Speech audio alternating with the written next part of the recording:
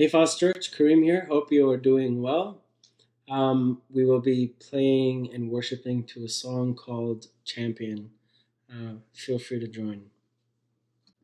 And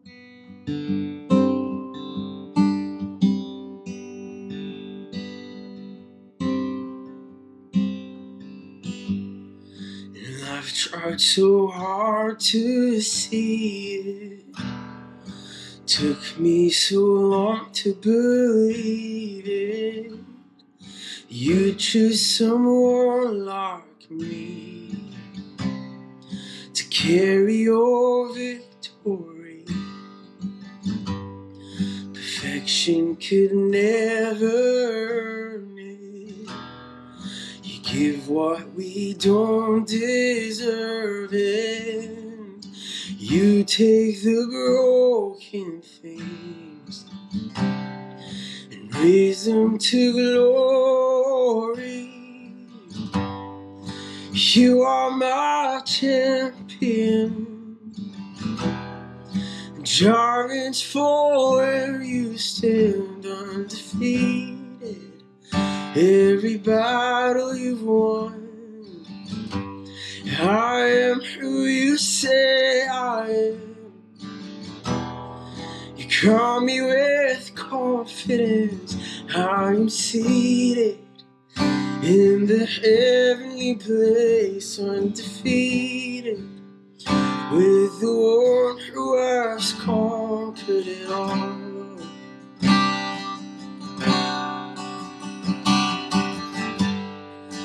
Now I can finally see it, teaching me how to receive it. So let all the struggling cease. This is my victory. Now I can finally see it, teaching me how to receive it. So let all the striving cease. This is my victory. You are my champion. Giants fall where you stand undefeated. Every battle you've won. I am who you say I am. Crown me with confidence. I am seated in the heavenly place, undefeated, with the one who has conquered it all.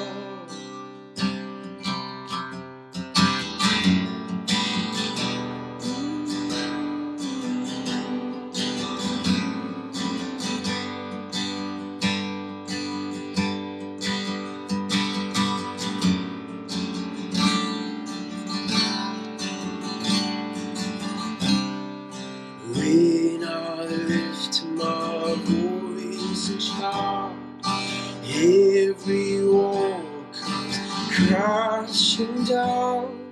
I have the authority Jesus has given me. When I open up my mouth, miracles start breaking out. I have the authority Jesus has given me. Oh, when I lift my voice and shout, every wall comes crashing down. I have the authority Jesus has given me. Oh, when I open up my mouth, miracles start breaking out. I have the authority Jesus has given me.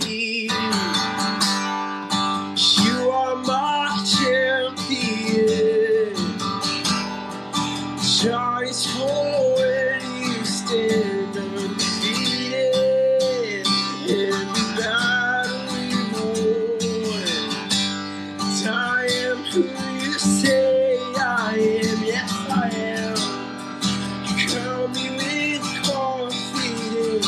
I am seated in the heavenly place, undefeated, with the one who has conquered it all.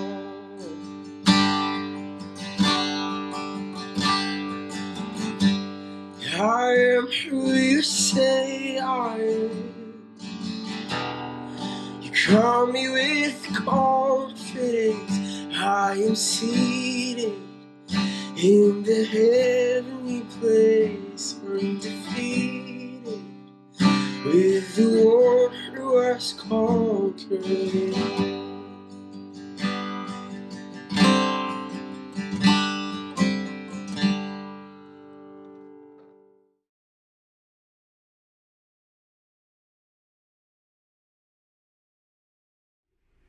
Hey folks, it's been a while.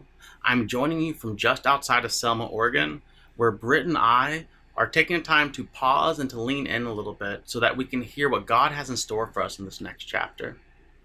We have been away, but not completely out of sync, because we are continuing the fos rhythm of soap, so that we can stay in those same stories and hear the same beauty of God together with you. And this means, as we step into another soap session series, that we can stay connected in spirit, even if our Wi-Fi doesn't always allow us to be present in person. Today's going to be a little bit different, because it'll be part sermon and part autobiographical reflection. This will allow us to step into the soap stories together and catch up a little. The last few weeks have been a time of unsettling. Therefore, I had to draw out of the Psalms for today. If you remember Walter Brueggemann, because Carl and I quote him quite a bit, he gave us some insights for how we can enter the Psalms. Then you'll know why I had no choice. I had to leave the Gospel of John for a moment to sit into the tension, the beauty, and the poetics of the Psalms, as life took an unexpected turn. The Psalms are the voice of the poets and have a cycle to them. Orientation, disorientation, reorientation. Order, disorder, new order. Creation, chaos, new creation. Or as I like to think of it now, the predictable, what we couldn't see coming, and a new possibility. Often, like seeing art that moves us, we are drawn towards the poets and the Psalms that we want to sound like, or those which resonate the most with our own experience in the moment. These last few weeks have been chaos. We were in a season of order, of orientation, and we could easily see the next 20 years unfolding in front of us. Sponsorship would lead to permanent residence. Permanent residence would open the door to finding a home of our own. A home that I would fill with books and that we would be able to give a new child to. The whole time would be dedicated to the promise of God building the church, and the blessing of Brittany building a career which amplified her God-given strengths. But as the rains of spring promises the coming beauty of summer, the possibilities of orientation seem endlessly fruitful. Nothing is out of reach, but it can't last forever. Disorientation inevitably comes like a spiritual winter. If faith is directly tied to the spring, to orientation, it will always exist in a threatened and defensive position, because it'll always have to have security to thrive. When we lost our sponsorship, in a single phone call, the future became unsettled. The promising and predictable became the unknown and uncertain. It is now the time of disorientation, and this is where we enter Psalm 105 from. It begins like a poem of orientation, though, a poem where good always happens, where God always shows up and brings peace. However, if we lean in and listen carefully, it's a psalm of reorientation. It's a psalm that rereads their history to wrestle with Egypt, slavery, loss. And then it ends with a new understanding of presence. Psalm 105 wrestles with the community's knowledge of being chosen, of saying that God wanted us to do something, and their shared story of being slaves and the descendants of slaves, being the powerless. 17 through 39, which is a big chunk of it, 23 verses out of the 45, focused simply on their time of Egypt.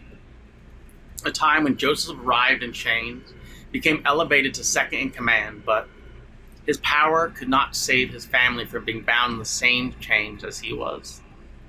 The orientation of verses 1 through 16, where the stanzas emphasize God's consistent presence and complete protection. Abraham is chosen. He's protected from other armies, from famine, from plague. He's protected from other kings, and God makes sure that it always comes up good for him. Becomes disorientation, as a protected family suffer under their master's whip. As the one who could lose no wars, no gold, and no land, suddenly cannot save even his own people. And this move toward disorientation, this loss, echoes our own experience right now, because we are wrestling with the promise of a hoped-for future fading away. And it brings us to this place where we have to ask ourselves, does God still remember? Maybe you have had reason to ask this as well. I mean, this is the time of COVID and protests, of economic uncertainty, stimulus packages, and us challenging the stories that we use to frame our culture. Does God still remember? For us, we have not experienced the shift that comes in Psalm 105. As the stanzas move towards a happy ending where God sent quails, he satisfied them with food, opened up a rock and water flowed out running through a dry region, where it tells the story of after Egypt, where God again satisfies every need, protects them in every danger. To the point that the psalmist, looking back on their history, even the time of oppression and slavery and servitude, says, yes, God remembered the sacred promise made to Abraham. God's people rejoiced. And yet, speaking for myself and Brittany, we're not at that time of rejoicing, because we are still in verses 17 to 18. For yourself, as you look around society and you're wondering, what will the church become? Who will we become? You may not be at that place of rejoicing yet. You might relate more to Joseph, who was sold as a slave, said the shackles hurt his feet, his neck placed in an iron collar. You might still be able to feel the weight on your arms, you cannot lift them up. You might still be in that place where the systemic oppression around you defines your role and your potential. The turn hasn't happened yet. But this poet who wrote the psalm, the one who looked back and even gave license and voice to that experience of loss, trauma, and powerlessness of Joseph, is the one who also penned the hope of verse 8. God always remembers the promise he made to 1,000 generations, to your children's children's children's children 100 times over. God remembers. God remembered them even in Egypt. But we can miss this event of remembering if we are convinced God's memory comes from outside of nature. Obsessing over our circumstances while straining to see the supernatural can blind us. We focus on what could have been or what should have been, and we keep looking up. We keep saying it has to come from this direction, and we miss the moments of incarnation around us. We miss that turn in verse 26, where we see God remembered by sending a person. It was a moment of incarnation. It was a moment when God sends Moses and Aaron, and they performed his miraculous signs. Did you catch that? God's memory needed human agency to become tangible in this world. It wasn't enough for God to remember. It wasn't enough for God to remember and send. It needed the response of Moses and Aaron. So providence was powerless without a partner, because we serve a God of presence, not coercion, of love and not violence. It's time for application, though. As we've sat in that story a little bit, as we've heard those promises, where we say, how can I step into that psalm? And the first thing we can do is we take a moment to create ways to witness how God always remembers. Because this is the very reason this psalm exists. People look back over their history, over their time, over their people, and they said, I can recount the ways that you may not have noticed it then, Joseph may not have realized it in the moment, but God remembered. And the people created art to remember and to celebrate God acting within their family, their culture, and all their people's life. Even in Egypt, Even during COVID, even as we witness injustice and protest, we begin by knowing that God is doing God's best to bring out a more beautiful ending. And we create art to celebrate it, to acknowledge it, and to see it. Then we see our spirituality become real as God's memory inspires our actions. Let me say that again. Spirituality becomes real when God's memory inspires our actions. God remembered his promise, then Moses and Aaron became the answer. If this is a time of disorientation for you, then what a faithful response would look like is lowering your gaze from heaven to look at your brothers and sisters around you so that you can see the Moses and the Aarons showing up. Because like the song, the answer to our prayers is usually God sent through other people. And it will be experienced by these God sent through other people showing up in our lives. And if you're always staring into the heavens, you may miss the moment of God showing up. Now, if you are in a secure oriented space, if you're saying, actually, this worked for me and has worked well, I have security, I have safety, and I actually have space to invite people into, ask, who can I be sent to and how can I be present? Because when we ask who, we draw ourselves to notice our neighbors and the people around us, to see the needs that are present. But that's not enough. Just like you can't just send, the person must respond. When we ask how, we ask ourselves to listen to the who, to let those with need, those who are going to show up for, define what presence looks like. If we ask who and we see somebody, but we don't ask how, we can become forceful and coercive. If we ask who but don't ask how, then what we hope to be good may actually be felt like invasion of privacy, abuse, and could re-traumatize. But if we pause long enough to ask how, then our actions will be experienced as good news. Because it will be driven by a love which reminds people God still remembers through us. Because it was always through humanity. It was always incarnation. And if we do this, if we ask who and listen to how, if we lower our eyes from heaven to see the Moses and Aarons around us, so that we can be reminded and we can remind that there's a God who always hears, a God who always remembers. If we learn to see God always remembering as the inspiration behind humanity's gracious acts, we will discover reasons to celebrate providence, but providence will change in this way. Because providence will move from a solitary act of God up high to down low. And it'll become an incarnational experience. And it must happen this way.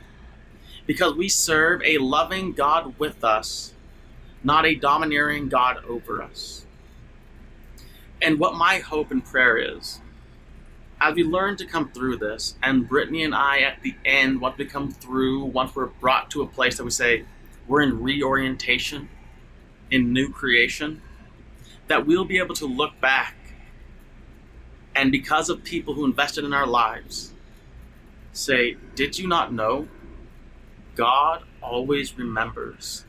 And then we'll get to be the most beautiful change because we'll go from the one who needs Moses and Aaron to show up to being able to look around and say, it's time again for us to be a Moses and an Aaron. It's time again for us to look and say, who can I go to? And how could I show up? That my acts of generosity and love can be experienced at good news. And in this way, it'll not only be Brittany and I saying, did you not know? God always remembers, and we join the people rejoicing, that the effect of our lives around our communities and where we land will also be them saying, we see that God always remembers, and they will join in the rejoicing. So I thank you so much for letting me come back from afar. And as soon as I have Wi-Fi again, as soon as I have technology, I look forward to that time that I can hear your stories of a God who always remembers, hear your stories of a God who shows up in the lives of other people and through other people so that we can celebrate together. Love you guys and go in peace.